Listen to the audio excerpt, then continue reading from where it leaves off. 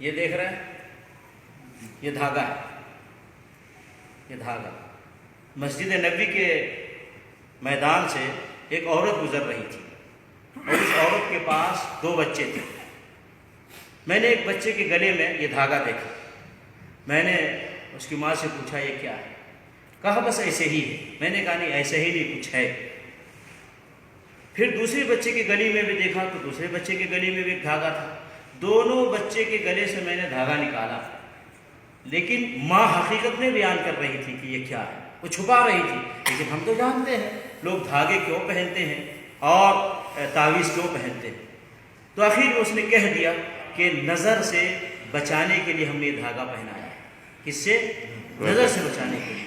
اب دیکھیے مسلمانوں کا کتنا برا حال ہے کہ کیا یہ دھاگا نظر سے بچاتا ہے؟ سوچے، یہ دھاگا نظر سے بچائے گا؟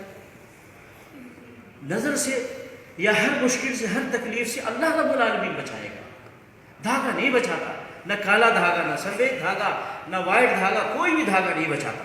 اگر دھاگا بچاتا، کیا نبی علیہ السلام نے اپنے گھر والوں کو کوئی دھاگا پہنایا تھا؟ نبی علیہ السلام نے اپنی بیٹی فاطمہ رضی اللہ تعالیٰ عنہ کو کوئی دھاگا دیا تھا؟ اپنے نواسے حسن حسین رضی اللہ عنہ کو کوئی دھاگا دیا تھا؟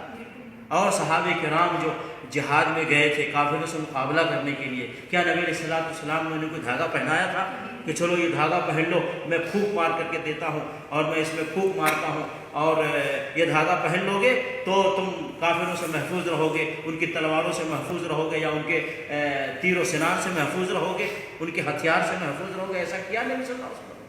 اگر یہ دھاگے پھونک مار کر دھاگا پہنانے سے فائدہ ہوتا، نبی علیہ السلام کے پھونک سے بڑھ کر کسی کا پھونک ہو سکتا ہے؟ لیکن نہیں کیا نبی صلی اللہ علیہ وسلم۔ اب آج لوگ گلے میں دھاگا پہنتے ہیں، ہاتھ میں دھاگا پہنتے ہیں، پاؤں میں دھاگا پہنتے ہیں، عورتوں کو دھاگا پہناتے ہیں، بچوں کو دھاگا پہناتے ہیں، گھر کے باہر دروازے پہ کوئی کالا پتھر لٹکاتے ہیں، ہے کہ نہیں؟ اور اس طرح کیا؟ نظر سے بچنے کے لیے۔ نعوذ باللہ، لا الہ الا اللہ محمد رسول اللہ پڑھنے والا اور اس کا عقیدہ دھاگے کے اوپر ہے۔ بھائی دھاگا نہیں، اللہ رب العالمین ہر پریشانی سے بچائے گا، اللہ نظر سے بچائے گا، نظر سے حفاظت کرے گا۔ اسی لیے نبی علیہ السلام دعا پڑھتے تھے اپنے نواسے کے لیے، کیا کہتے تھے؟ اعیذکما بکلمات اللہ التامۃ من کل شیطان وہامۃ من کل عین لامۃ۔ نبی صلی اللہ علیہ وسلم اپنے نواسوں کے لیے اس طرح کی دعا کرتے تھے تاکہ وہ نظر بد سے محفوظ رہے۔ ایسے ہی نبی علیہ السلام نے فرمایا جو صبح کو اور شام کو 3 مرتبہ یہ دعا پڑھ لے اس کو کوئی چیز تکلیف نہیں دے گی۔ بسم اللہ الذی لا یضر مع اسمہ شیء فی الارض ولا فی السماء وهو السمیع العلیم۔ یہ دعا سکھلایا نبی صلی اللہ علیہ وسلم نے۔ یہ نہیں کہا کہ دھاگے پہن لو اور اس پر پھونک مار کر کے اور دھاگوں سے تمہاری حفاظت ہو جائے گی۔ آج بہت سارے لوگ ملکوں میں اس طرح کے لوگ فراڈی گھوم رہے ہیں، بزرگ بن کر، اللہ والا بن کر، مفتی بن کے، مولوی بن کے، اور اس طرح کی حرکتیں کر رہے ہیں۔ اور ہمیں جیسا کہ بتایا گیا آپ لوگوں سے کہ لوگ 25,000 1 لاکھ روپے تک میں یہ دھاگے خریدتے ہیں، تعویذ خریدتے ہیں اور لٹکاتے ہیں۔ تو جب لوگوں کا عقیدہ اس دھاگے کے اوپر ہو گیا تو یہ لٹیرے اپنی تجارت کی دکان کھول کر بیٹھ گئے، اب ان کے انکم کا ذریعہ بن گئے، اب ان کا کاروبار چلنے لگا۔ کیوں؟ ہمارا عقیدہ اس دھاگوں پہ ہو گیا تو پھر وہ لٹیرے لوگ دکان لے کر کے بیٹھ گئے۔ تو یہ ذہن میں رکھیں کہ دھاگا، اسلام میں دھاگے میں کوئی فائدہ نہیں ہے، چاہے اس پر پھونک مارا جائے یا بغیر پھونک مارے ہو، دھاگے سے کچھ نہیں ہوتا، بلکہ جو کچھ فائدہ ہے اللہ رب العالمین کے پاس۔ کوئی تکلیف اگر دور ہوگی اللہ رب العالمین کے حکم سے ہوگی۔ دیکھیے حذیفہ بن الیمان رضی اللہ تعالیٰ عنہ صحابی رسول صلی اللہ علیہ وسلم ہے، حدیث میں روایت ہے کہ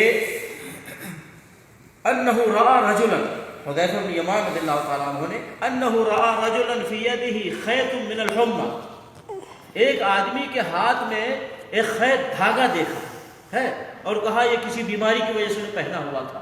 فقطعہ، صحابی رسول صلی اللہ علیہ وسلم اس کو کاٹ دیا اور یہ آیت پڑھی وَمَا يُؤْمِنُ أَكْثَرُهُمْ بِاللَّهِ إِلَّا وَهُمْ مُشْرِكُونَ، اللہ پر اکثر لوگ ایمان رکھ کر کے بھی شرک کرتے ہیں۔ تو صحابی رسول صلی اللہ علیہ وسلم نے ہمیں یہ سکھایا، یہ تعلیم دیا، دھاگوں سے کوئی فائدہ نہیں، دھاگا پہنانا نہیں چاہیے، اور بلکہ کوئی پہنا ہو تو اس کو کاٹ دینا چاہیے، کاٹنے سے ثواب ملے گا، اجر ملے گا۔ اللہ رب العالمین ہمیں اور آپ کو دنیا کے سارے مسلمانوں کو اللہ کے حکم کے مطابق چلنے کی توفیق عطا فرمائے، آمین، نبی علیہ السلام کی تعلیمات کے مطابق عمل کرنے کی توفیق عطا فرمائے، آمین، اور صحابہ کرام جس طریقے پر چلے ہیں، ائمہ کرام جس طریقے پر چلے ہیں، محدثین جس طریقے پر چلے ہیں، اس طریقے پر چلنے کی توفیق عطا فرمائے، اور ہمیشہ نظر ہماری ایسے لٹیروں پر رہے، ایسے دھوکہ بازوں پر رہے، ایسے فراڈیوں پر رہے جو اس طرح کی حرکتیں کرتے ہیں، لوگوں کو دھوکے میں ڈالتے ہیں، سمجھ گئے؟ اور وہ لوگ بھی جو ایسا کام کرتے ہیں ان کو بھی نصیحت کریں کہ بابا یہ تم غلط کر رہے ہو، یہ اسلام نہیں ہے، یہ مسلمانوں کو اس راستے پہ مت چلاؤ، انہیں بھی نصیحت کرنے کی ضرورت ہے اور انہیں بھی تعلیم دینے کی ضرورت ہے۔ بہر کے اللہ تعالیٰ ہمارے اور آپ کے عقیدے کی اصلاح فرمائے، آمین، اور اللہ رب العالمین ہمیں اور آپ کو صحیح عقیدے پر زندہ رکھے، اور صحیح عقیدے پر اللہ تعالیٰ ہمیں اور آپ کو موت دے، آمین، یہاں تک کہ ہم اللہ رب العالمین کے پاس جب جائیں اللہ ہم سے اور آپ سے راضی رہے۔ آمین۔ آمین۔ صلی اللہ علیہ نبینا محمد وعلی آلہ وصحبہ اجمعین۔ السلام علیکم ورحمۃ اللہ وبرکاتہ۔ وعلیکم السلام۔